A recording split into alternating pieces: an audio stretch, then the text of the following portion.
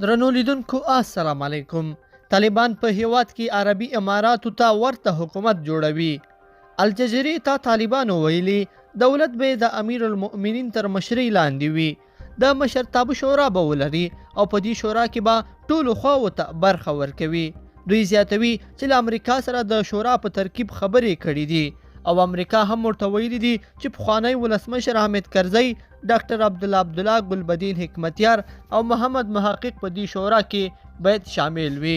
بلخوا جو بایډن وایي افغانستان کې مو د ورځې 300 میلیونه ډالر لګښت درلوده. د امریکا ولسمشر جو بایډن یو ځل بیا له افغانستان د سرتیرو د ایستلو په تړاو له خپلې پریکړې دفاع کړې ده.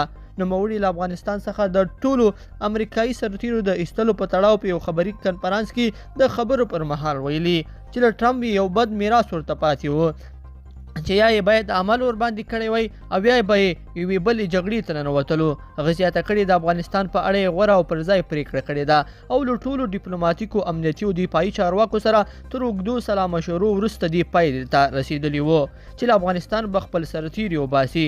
جو بایډن دغه راز د افغان جګړې د درنو لګښتونو په اړه هم خبرې کړې دي او زیاته کړې ده چې په افغانستان کې په ورځني لګښتونه 300 میلیونه ډالرو ته رسېدل.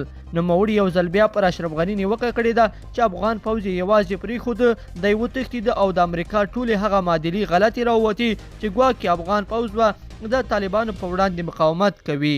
هغه یو ځل بیا ویلي چې د داعش ډلې سره د دوی حساب پای ته نه ده رسېدلی.